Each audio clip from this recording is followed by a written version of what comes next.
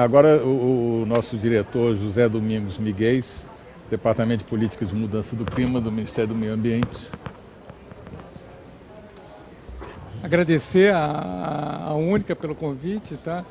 E eu fico muito feliz de ver um salto para 2030. Isso quer dizer que a NDC já está incorporada. Eu tenho visto vários debates aqui falando sobre a NDC e eu acho que é tanto para o embaixador Marcondes Itamaraty quanto para a gente no Ministério do Meio Ambiente e o André, que estava no Ministério da Agricultura na época.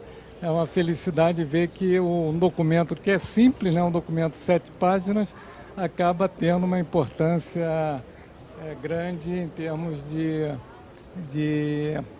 direção, de indicar a direção para a economia e para a sociedade de uma maneira geral. Eu vou falar sobre a NDC, tá? Então, algumas coisas já foram ditas, mas eu vou tentar detalhar mais e explicar melhor. Tá?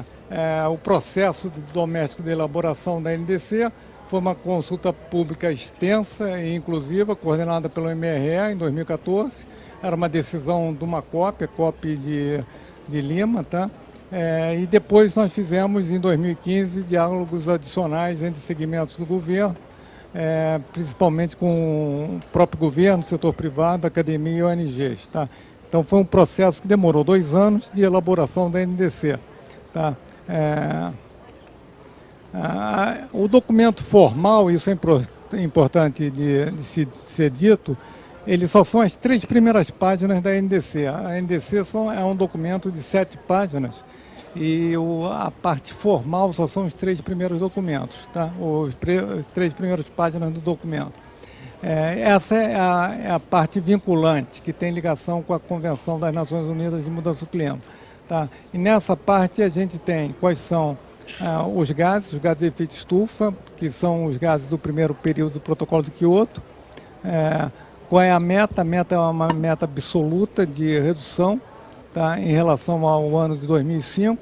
E nós fizemos 2 metas, na verdade, uma meta para 2005, que é vinculante, que é o 37%, e uma meta indicativa para 2030, de 43% em relação a 2005, que não é vinculante. Na verdade, a gente tem que lembrar que essa discussão da NDC ela ocorreu em setembro de 2015, tá, antes do Acordo de Paris. Então, na época, nós não saberíamos o que seria negociado no Acordo de Paris e muito menos se haveria Acordo de Paris. Então, a nossa posição foi criar uma trajetória de mais longo prazo para dar essa indicação. A gente fala de meio de implementação, tá? Nessa de meio de implementação, o importante é que ela não é condicionada a apoio internacional, mas, obviamente, se a gente tiver apoio internacional, a gente pode fazer mais e mais rápido, né? E a gente já propunha que houvesse iniciativas sul-sul de implementação. A outra parte do documento são informações adicionais sobre a NDC para fins de esclarecimento. Muito mais quais foram as diretrizes que nós usamos nas discussões do governo e com a sociedade para definir a NDC. Então, seriam as linhas mestras que definiram qual seria essa meta de redução de emissões em 2025 e 2030. Isso aí foi feito baseado em modelagem. Basicamente, nós usamos 3 tipos diferentes de modelos. O modelo da EPE para o setor energético, o modelo da Agroícone, né, que o André Nassar coordenou para o setor agropecuário, e um modelo de mudança do uso da terra, que fazia interação com a agropecuária também, feito pelo INPE, o modelo do Globion. A gente usou como ano base 2005, que antes que as pessoas falassem que a gente pegou o máximo que a gente estava reduzindo, não. Nós pegamos o ano de máximo de desmatamento, na verdade, em 95, e o segundo maior desmatamento é 2004. Nós usamos um ano de referência que já era bem abaixo do máximo. E, obviamente, houve uma queda do desmatamento muito grande até 2014. A gente estava trabalhando com esse marco. Tá? A própria redução de emissão brasileira, né, a gente tinha saído de um patamar de quase 60% de mudanças da terra e floresta para algo como 15%, e a importância agora já era setor energético e agropecuária. Tá? Isso meio define a envoltória do que a NDC foi concebida. Então, a NDC foi baseada basicamente nesses 3 pilares, né? Floresta, energia e agropecuária. Tem que só ser olhado com cuidado que a parte de indústria nas emissões são emissões de gás de efeito estufa de coprocesso do processo industrial.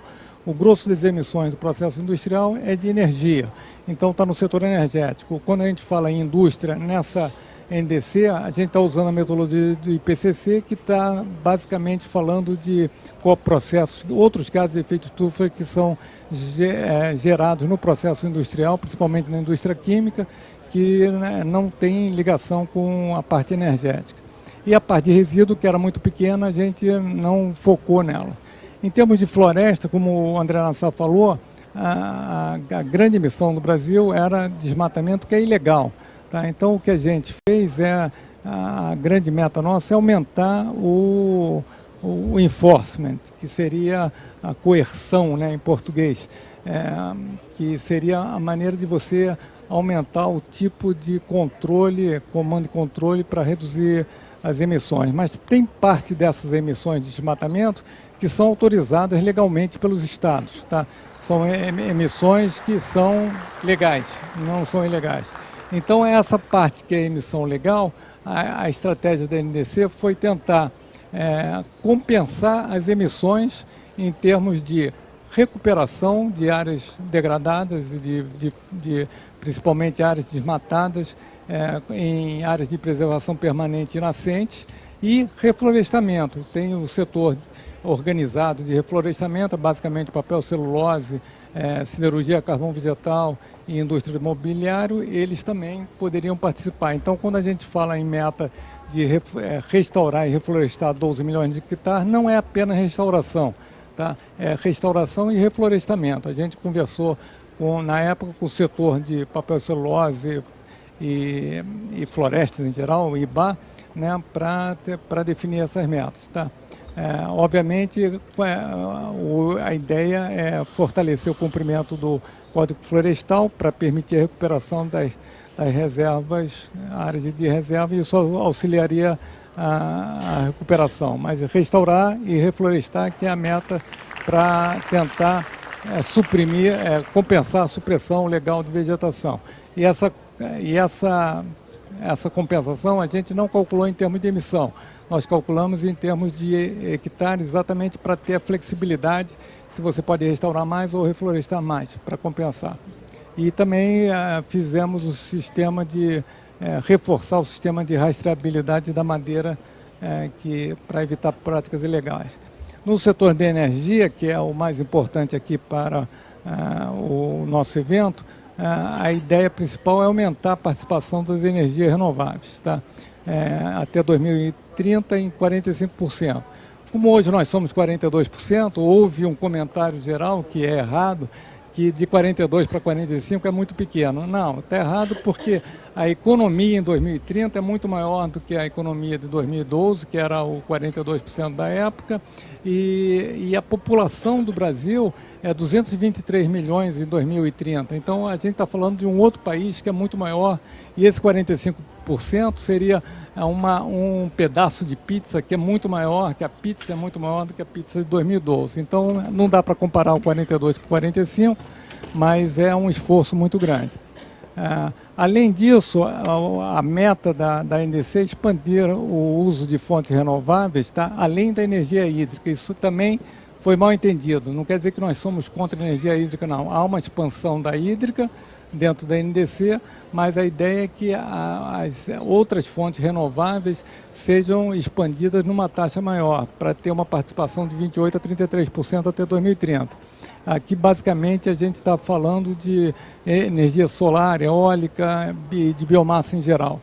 Aumentar a participação do biocombustível, já foi referido aqui, para 18% da matriz energética. Os biocombustíveis aqui seria tanto a parte de combustíveis líquidos quanto a parte para geração de energia elétrica, para 18% até 2030.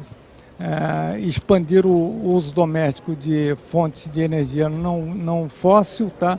Aí seria aumentando a parcela de energia renováveis, tá? De novo, além da hídrica, nesse sentido de aumentar a hídrica, mas aumentar mais as outras fontes, de tal maneira que a energia elétrica tenha pelo menos 23% de energia renovável. Aí, de novo, basicamente aumentando a participação de eólica, biomassa tanto da cana quanto de madeira e solar.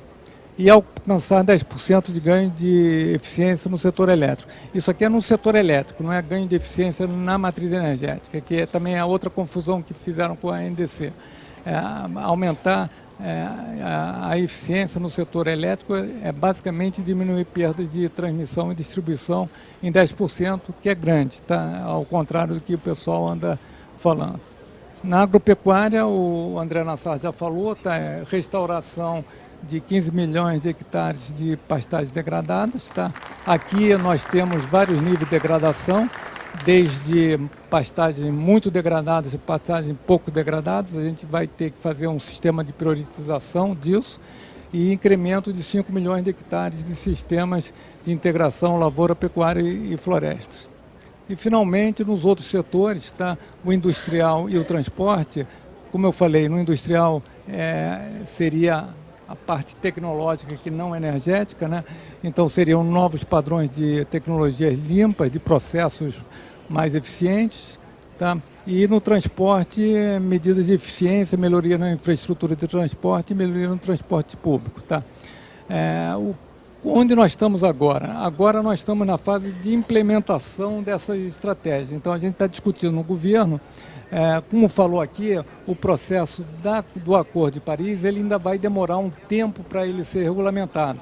A expectativa é que a regulamentação no Acordo de Paris ela vá até 2018 e talvez alguns assuntos vá até 2019. Então a gente tem que esperar a regulamentação do Acordo de Paris e ao mesmo tempo nós estamos fazendo a regulamentação, a estratégia de implementação da NDC brasileira. Basicamente a gente está olhando quais são as atividades, aonde que a gente vai priorizar essas atividades, qual é o custo disso e como a gente financia, como foi dito. Então essa é basicamente o trabalho que nós estamos agora. A gente espera terminar isso até 2018 ou no mais tardar até 2019 e o Acordo de Paris, a ideia é que ele comece a partir de 2020. Então a gente vai estar em tempo ainda para o começo tranquilo do Acordo de Paris. Muito obrigado.